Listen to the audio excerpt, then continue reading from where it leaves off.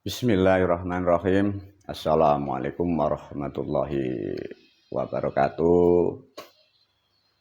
Sugeng Rahayu semuanya dan selamat siang para pemirsa dimanapun berada. Video ini diberi judul Guru dengan judul Raja Wali mengawal Ibu Pertiwi. Para murid, para santri, para pemirsa, dari bab apapun atau dari bahasa atau kata apapun, belajarlah kita mencerna sesuatu yang dimaksud dari bahasa itu agar mendapatkan sesuatu pemahaman yang tepat, ya.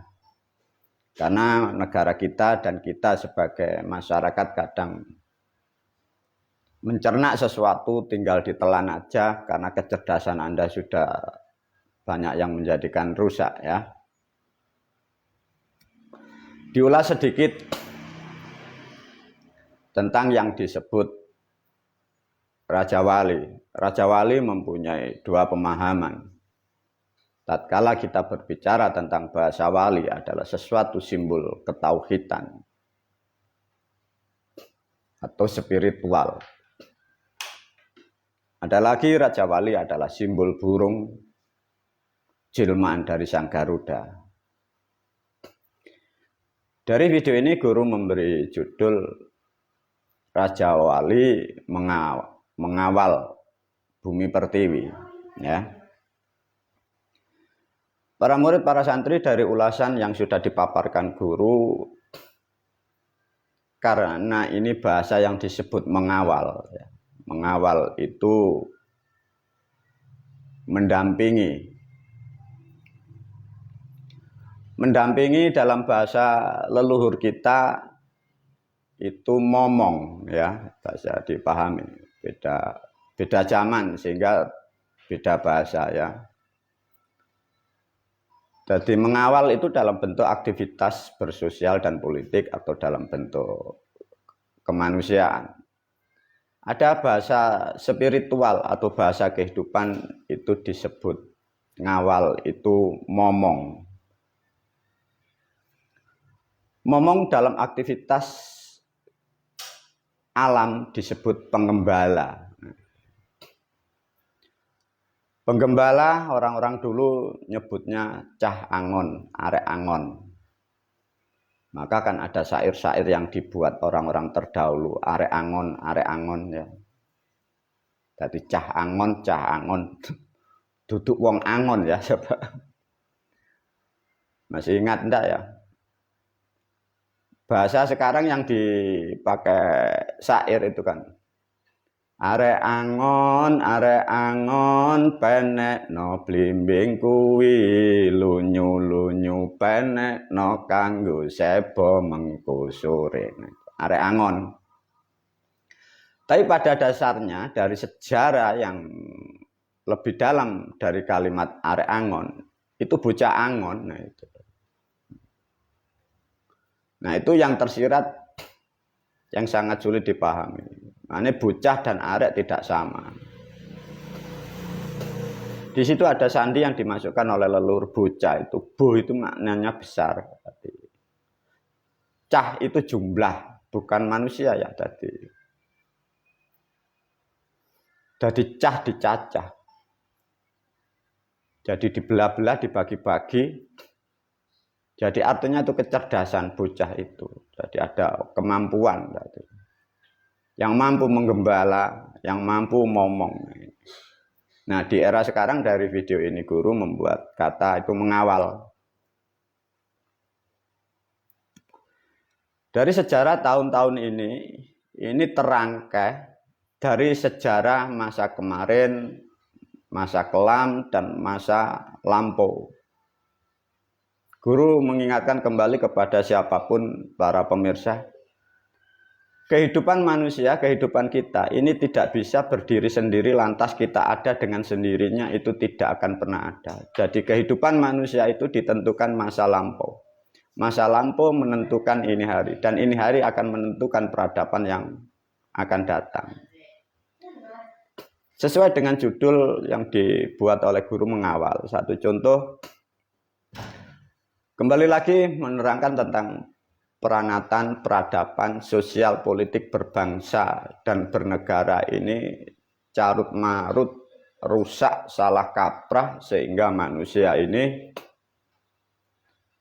hidupnya semua jadi dalam keadaan yang susah. Ibaratnya ada 10 orang dalam kebaikan, ada orang yang benar dalam jumlah 10, yang jutaan itu salah, sehingga yang benar pun menjadi masalah karena sudah menjadi kesalahan yang meluas.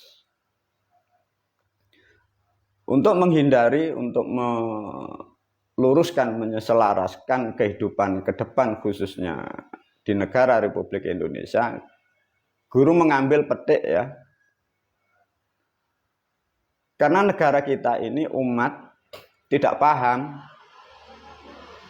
kerusakan kita, kerusakan Anda, kerusakan bangsa ini sebelum merdeka, sebelum kita, Anda semua belum lahir. Kita ini sudah diadu domba oleh orang-orang terdahulu. Orang-orang terdahulu merusak peranatan yang ada di bumi Pancasila itu dengan cara yang banyak. Ada yang melalui dogma, ada yang melalui fitnah. Nah itu sebelum kita lahir itu sudah ada. Sebelum merdeka, fitnah-fitnah itu sudah ada. Karena itu diproduk kurang lebih ya 1000 tahun lebih. Nah, kalau hal sesuatu itu fitnah, kalian pakai sebagai barometer, kalian pakai sebagai referensi untuk mengatakan orang lain itu salah dan benar. Ya sangat fatal lah dalam kehidupan itu. Manusia di era sekarang kalian tidak paham tulisan-tulisan, surat-surat dan ayat-ayat yang kalian konsumsi. Itu produk manusia masa lampau dan mereka pun sudah pada meninggal.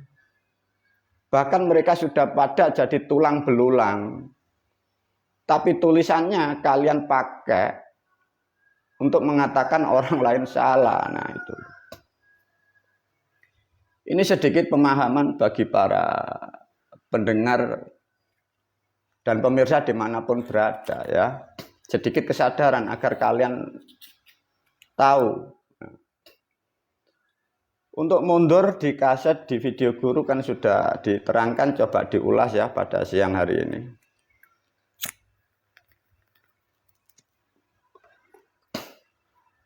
Ada statement, ada pemahaman. Coba dipahami sedikit ya, ini untuk seluruhnya bangsa negara. Ada bahasa itu, bahasa ya di luar sana, Quran itu terjaga. Sebenarnya itu salah ya para murid dan santri. Yang dimaksud yang terjaga itu bukan Qurannya, Islam ya. Islam itu terjaga. Maka dari terjaga itu mempunyai makna selamat. Selamat arti atau bahasa kesamaannya itu Islam. Itu bahasanya ya para murid dan santri.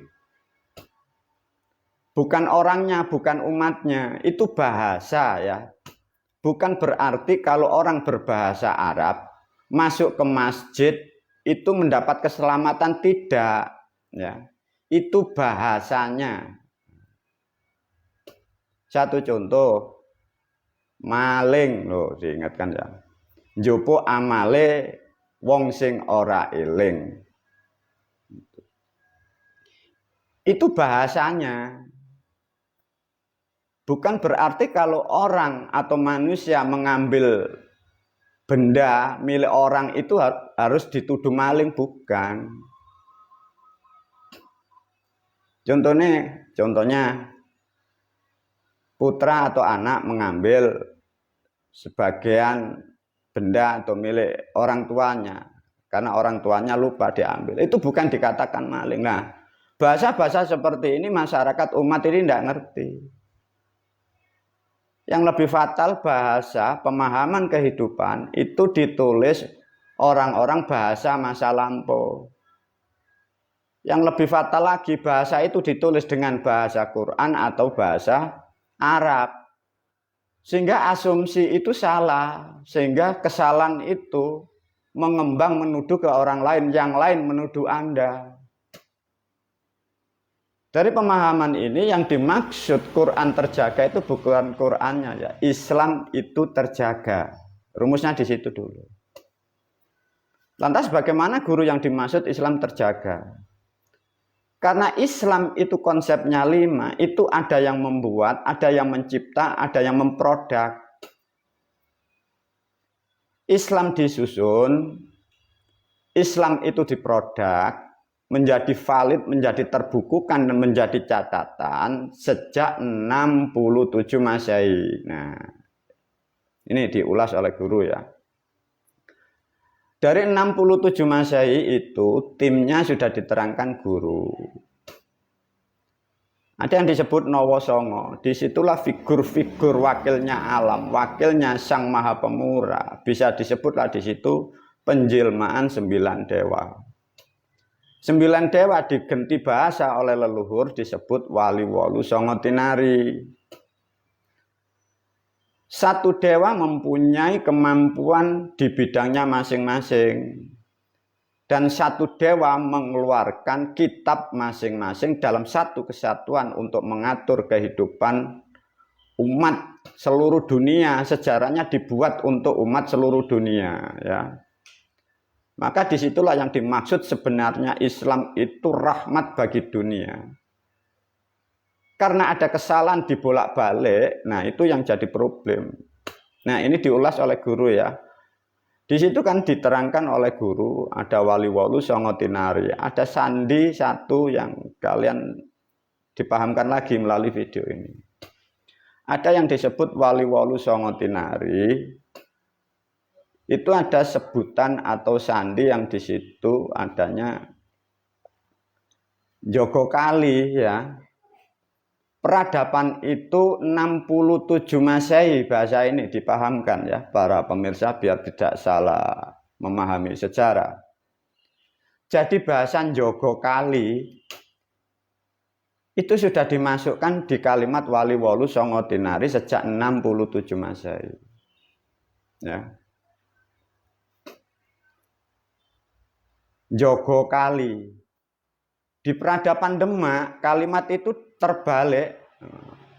Jadi Kali Jogo. Nah, itu problem ya, ini problem para murid dan santri. Diulas sedikit agar bisa mengerti sejarah para leluhur kita ya. Karena para leluhur kita dari 9 dewa, dari Nowo Songo itu membuatlah sistem untuk rahmat dunia. Ada satu yang paling dominan, yang paling pokok atau yang paling berkewajiban. Karena Islam itu dibentuk dari bahasa-bahasa perubahan. Dari Hindu Dharma dan dari bahasa Kapitayan disusun menjadi bahasa baru namanya bahasa Quran atau bahasa Islam sejak 67 Masehi itu. Nah, di situ tadi ada satu bahasa Jogo Kali, bukan Kali Jogo ya, dipahamkan. Apa guru yang dimaksud Jogo Kali? Karena Islam itu terjaga, jadi yang membuat, yang mencipta, yang memproduksi, yang membuat. Kalau produknya itu rusak, beliau itu turun kembali, membenahi. Maka Islam itu terjaga. Ada yang menjaga sampai yaumul kiamat, sampai waktu yang tidak terbatas. Yang paling dominan di Pulau Jawa, yang paling dominan, yang Jogo Kali itu bukan Kali Jogo ya, Jogo Kali. Nah, siapa beliau guru? Bila diulas dari bahasa wenangnya beliau, Jogo Kali itu, Jogo kalimatnya. menjaga bahasanya, bahasa yang dimaksud. Beliau itu kalau ada sesuatu yang salah, kalau rusak seperti di era sekarang, di tahun-tahun sekarang, karena bahasa Quran, bahasa Islam ini amburadul, maka beliau membenahi lagi sistemnya. Itulah yang disebut Jogo Kali. Kali apa, Guru? Kalimat thayyibah, kalimat-kalimat yang baik, kalimat-kalimat yang penuh kesakralan. Nah, itu berada di dalam sendi-sendi bahasa Quran, ya. Dibedakan para pemirsa, bahasa Quran tidak sama dengan bahasa Arab. Ini harus dipahamkan, ya. Karena kerusakan ini sudah lama, dan ini waktunya beliau-beliau ini waktunya berbenah membenahi dari tanggung jawab ciptaannya atau produknya. Karena sudah disampaikan melalui kitab yang disampaikan kepada anak cucunya atau kepada generasinya. Tatkala Islam itu sempurna, tatkala Islam itu terjaga, tatkala ada yang mempermainkan atau yang salah paham, beliau turun. Disebutlah di situ yang menjaga kalimat, jogo kali, kalimat thayyibah. Kalimat thayyibah diwakili dari bahasa Quran itu la ilaha illallah. Nah, itu sudah terangkai dari bahasa leluhur kita. Karena kesalahan memahami dari kalimat itu yang 1400 tahun dan memahami apa yang disebut Allah, lah menjadilah kerusakan di dunia ini. Tidak mengerti apa yang dimaksud Allah itu apa, itu loh. Nah, ini sudah waktunya beliau-beliau ini membenahi leluhur kita, para moyang, para dewa yang bergelar itu, njogo kalimat ini turun. Siapa guru yang berhak, yang paling dominan menjaga kalimat thayyibah itu? Karena dari 9 dewa satu rangkaian, tapi satu yang paling dominan. Beliau di dalam kitab sudah diterangkan, dia diganti nama, memakai nama. Kalau di kitab agama Islam, beliau disebutkan Nabi Khidir. Dari bahasa Nabi Khidir itu pun juga di kitab sudah diterangkan guru, namanya ditulis berubah. Sebelum ditulis menjadi Nabi Khidir, bahasa sebutnya dulu bukan Nabi, ya, Begindo Kilir. Nah, dari bahasa yang digubah sehingga asumsi manusia, generasinya, anak cucunya salah paham memahami apa yang dimaksud. Mbah Mukhidir itu sebutan masa lampau, itu Begindo Kilir. Siapa beliau, Mbah itu? Maka sampai sekarang masih terngiang kita. Begindo Kilir, Begindo Khidir itu identik dengan sungai atau kali. Makanya di situ kan jogo kali. Nah, bila ditarik dalam kesimpulan masuk di zaman masa lampau, zaman Hindu Buddha atau Hindu Dharma atau Kapitayan, beliau itulah dewa air. Makanya yang hubungan dengan air, bahasa dulu disebut kali, beliau itu dewa air. Nah, kalau kita menyebut dewa air, kalian yang terpengaruh dari agama, dari Persia, dari Arab, kalian mencemooh, kalian tertawa, itu halu, itu mitos. Tapi kalian percaya dengan Nabi Khidir. Nah, inilah kesalahan umat mendapatkan pendidikan, pemahaman yang salah karena digubah dan dirubah orang-orang terdahulu. Nah, karena beliau itu sifatnya adalah dewa air, di situ nanti ada pemahaman lagi tentang ilmu. Ilmu dibagi lagi hak wenang. ada, coba satu contoh diajarkan sedikit ya, biar paham para murid dan santri. Kalau toh di situ ada beliau, ada para moyang mempunyai hak wenang, disebutlah dewa air. Itu bukan satu dewa menguasai semua, itu dibagi. Coba satu contoh di Jawa ya. Ada namanya Banyu, ya. Ada namanya Toyo, ada namanya Tirto. Karena pemahaman dan pendidikan yang salah kaprah, yang sudah dibolak-balik dari penjajah mengatasnamakan Quran. Asupan manusia sekarang salah kaprah. Kalau kita ngomong air di era sekarang hanya satu, mungkin air laut atau di sungai. Padahal di Jawa ada 3. Ada Banyu, ada Toyo, ada Tirto. Nah, nanti wenangnya beda-beda ya, para murid, para santri, dewanya itu. Sama diulas oleh guru melalui video ini. Beliau Mbamu Khidir alaihissalam, itu di wenangnya 2. Ada yang di sungai, ya bahasa sekarang sungai, dan ada yang di dalam keilmuan, beda ya. Sungai itu di alam, bukan di laut, beda. Di laut ada wenangnya masing-masing, maka ada Bundamu Ratu di sana, di selatan dan di utara ada, di laut-laut sana ada. Itu laut, beda dengan air maknanya. Nah, kalau sungai atau kali itu yang berada di daratan. Lah masuk di dalam unsur manusia, itu disebutlah darah. Maka bisa diterangkan bahwa ada ilmu yang menerangkan jalur darah atau sifat-sifat darah di tubuh manusia, terutama darah yang ada di generasi putu-putu atau cucu-cucu dari orang Jawa. Itu terikat dengan sabdanya beliau itu. Bahkan sampai ada yang mampu diolah dari darah yang mengalir di tubuh pribumi Jawa. Bisa dipakai untuk kesehatan, untuk kekuatan, demi kemuliaan dan kebahagiaan di alam dunia. Itu asalnya ilmu dari beliau, Kanjeng Khidir alaihissalam itu.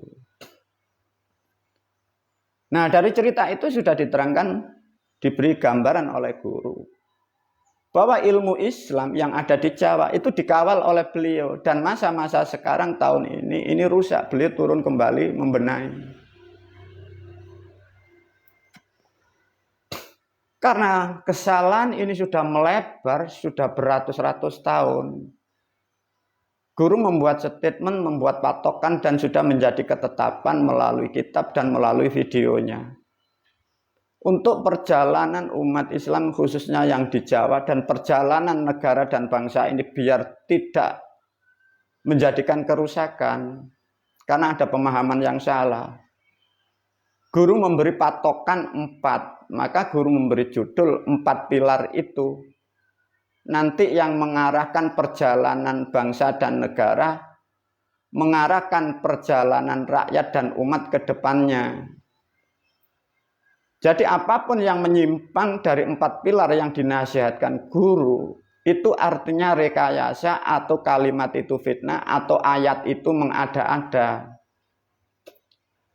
Dari 4 pilar yang dijabarkan guru, bisa diwakili itu timur, selatan, barat, dan utara. Pastilah terbentuk tengah. Nah, dari 4 pilar di tengah-tengahnya itu guru di videonya memberi judul kado. Jadi kado yang dimaksud guru di dalam videonya itu diapit dari 4 perkara atau 4 pilar itu. Itu nanti diulas, dijabarkan, diurai oleh guru untuk menghilangkan dogma-dogma, surat-surat, ayat-ayat yang sudah diyakini umat dan bangsa negara Indonesia. Itu nanti kalian bisa membedakan mana Islam itu yang benar, mana surat dan ayat itu yang palsu, yang merusak manusia. Melalui video ini dicerahkan kembali oleh guru, karena peradaban kita berjalan ini ke depan sangatlah tidak baik. Untuk mengurangi hal-hal keburukan di kehidupan ini, guru dari video yang lain sudah memberi judul Menuju Peradilan. Guru membutuhkan kemampuan dari santri-santri yang sepuh. Para murid, para santri menggambarkan namanya dikawal oleh guru. Raja Wali mengawal perjalanan manusia, mengawal ke depan rakyat, umat, bangsa, dan negara biar lebih bagus. 4 pilar dan 1 kado itu nanti sebagai barometer, dan itu nanti yang menjadikan referensi baik mau mengatakan salah atau benar, karena itu sesuatu hal substansi yang pokok, ya. Namun untuk menyikapi waktu-waktu yang pendek, guru berpesan kepada para murid juga para pemirsa, ya. Karena asupan yang dipakai manusia, ya, ini penting dipahamkan juga khususnya para murid. Manusia itu belajar di sekolahan, belajar di mana-mana. Itu tolong dipahami. Yang dipelajari itu benarkah tersambung, tersusun dengan masa lampau yang disebut 67 Masehi, atau setelah itu? Karena peradaban setelah negara-negara atau kerajaan di Jawa ini rusak, dan dirusak orang-orang yang tidak bertanggung jawab, penjajah itu sudah berkepentingan masuk di negara kita, itu membuat statement. Jadi kalimat-kalimat pemecah belah itu sudah dimasukkan. Anda belum lahir, negara belum merdeka, sejak kurang lebih sudah ratusan bahkan ratusan tahun. Itu sudah dimasukkan para pemirsa, ya. Nah, kalau sesuatu itu asupan itu sudah menjadi kurikulum dan itu sebagai referensi, maka di situ kalian tidak akan bisa menemukan titik kebenarannya. Kurikulum atau pengetahuan yang dipakai manusia untuk mengatakan dia benar, orang lain salah, itu referensi yang dibuat penjajah, berkepentingan untuk menghancurkan bumi Pancasila. Bagaimana bisa dibenarkan? Ini nanti diberi gambaran oleh guru biar tidak salah kaprah nanti.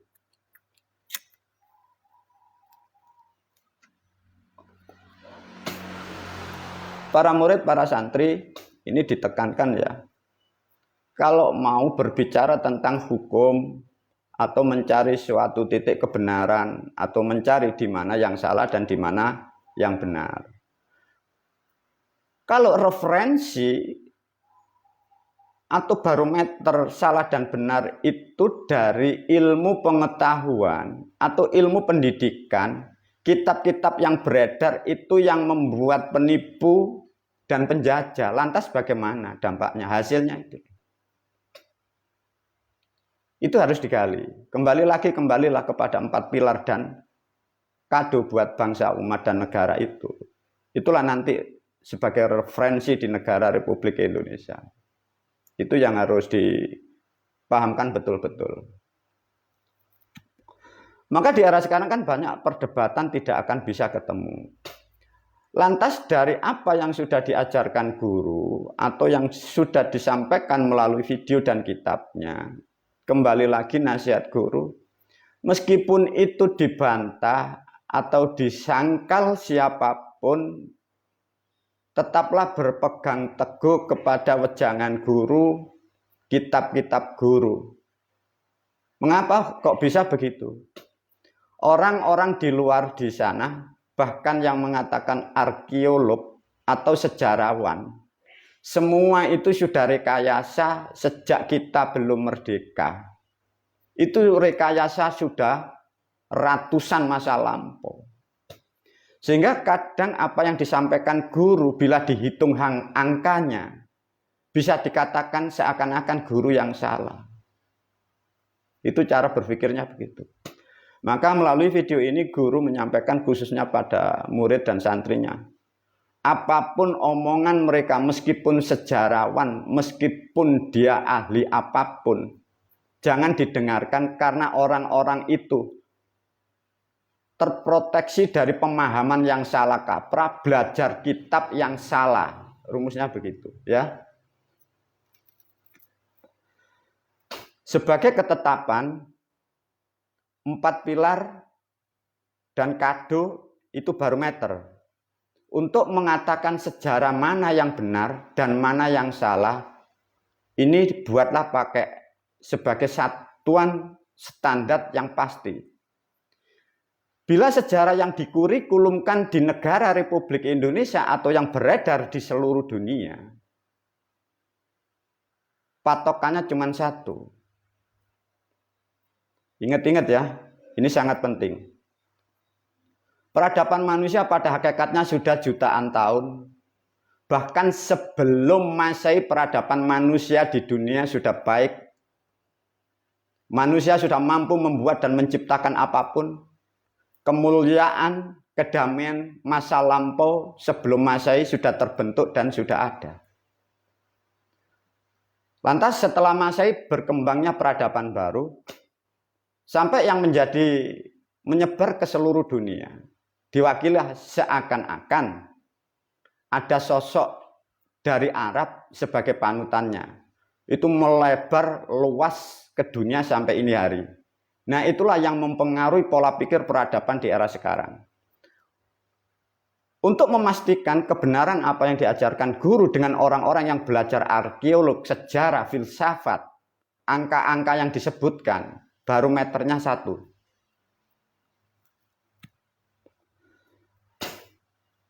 Kalau toh memang ada manusia yang dikatakan utusan dari langit atau utusan Tuhan mewakili alam seisinya untuk manusia, tanyakan kepada mereka dan pikirkan matang-matang. Yang disebut Tuhan atau Allah